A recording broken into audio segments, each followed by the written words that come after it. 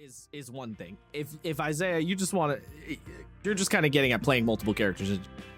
Yeah, I mean, it was kind of a two-faceted question. Okay. Yeah. So, because you said a thing there. You said, switching back and forth. If you want to, so look, the multiple characters thing, you could get pretty, anime nonsense with it, I suppose, is a way to put it, right? Like, you could play multiple characters and have one of those characters be your big bad evil side. You could play multiple characters and be like a weird body swap superpower you have. You could play multiple characters in that you're just a weird brain entity inhabiting multiple, like, bodies, right? You could get really fucking out there with it if you wanted. However, because some people might find that a little too weird or a little anime. If, like, the most simple, straightforward way that I have seen works is just you play two characters, and this will work in like pretty much any scenario.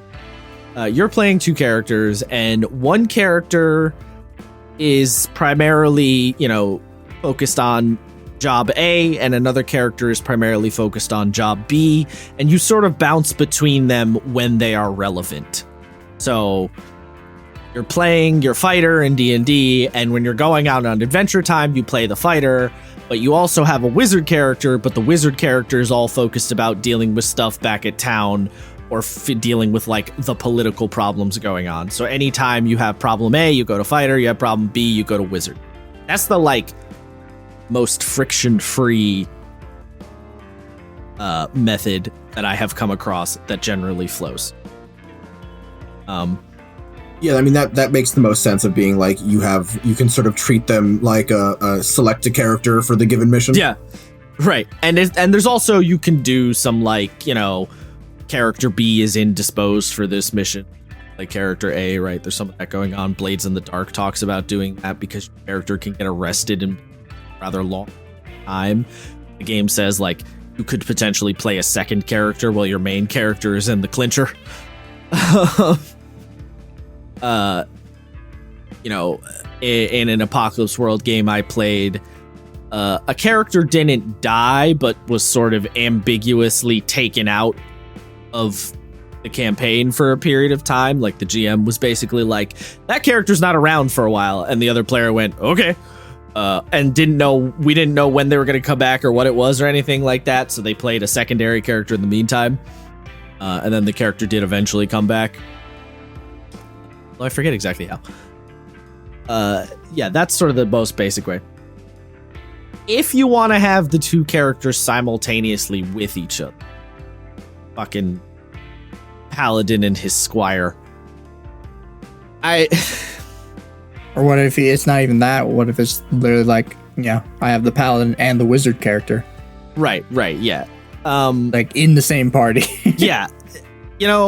I think you're just going to have to set it up in such a way that one character is more of the forefront character than the other, like if you have a bard character and a fighter character that you're playing at the same time, then the bard character does all the chatting and the fighter character just stands there and grunts at people a lot, Just do big punchy. Yeah, just come up with some sort of narrative explanation for why one character is kind of the more primary character. That's, I think, and, sometimes you may end up in a scenario of talking to yourself for 15 minutes. Like, it'll happen every once in a while. But yeah, I think that's kind of the easiest way, is one character is sort of more talkative, more upfront than the other one. And if you want to try and play, like, two bard characters, I want to say don't. Yeah, just fucking don't. But, like, if you want, I guess just come up with, like, a system, like a method for how you swap between the two of them. Like, I'll set a timer and every 30 minutes I'll swap to the other character or something, like have some kind of like very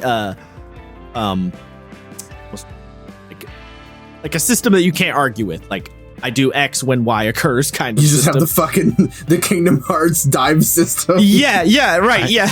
Something like that. But honestly, that sounds miserable. I think the much easier option is just the stoic fighter who doesn't talk a lot and the talky bard who talk too much. I think is, Yeah, I mean that seems like the most pain-free. Yeah, I think it's the best way to put it. Yeah. The one that makes you not want to bash your head in the most.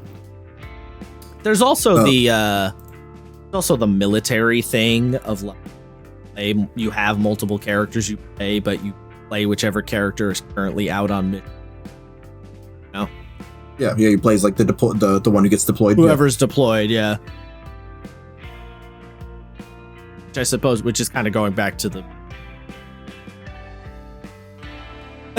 or like the guild hall or whatever. Like you have your backup / secondary characters at the guild all the time. You swap out punch card. Punch card. Yeah, I like that. Yeah. I'm done at work today. I'm much. going home for a little bit. Yeah, you fucking do it. I don't want to do this anymore. Like, oh god, what happened to you? Yeah, we fought a dragon. Ah, sick. Oh, we're gonna go fight a beholder now. Oh, sick. Does this guy have treasure? No. Shit. It's for the rogue's backstory. God, I hate that guy. God damn. It's for the rogue's backstory. You always gotta blame the rogue for his backstory. Yeah, of course. always.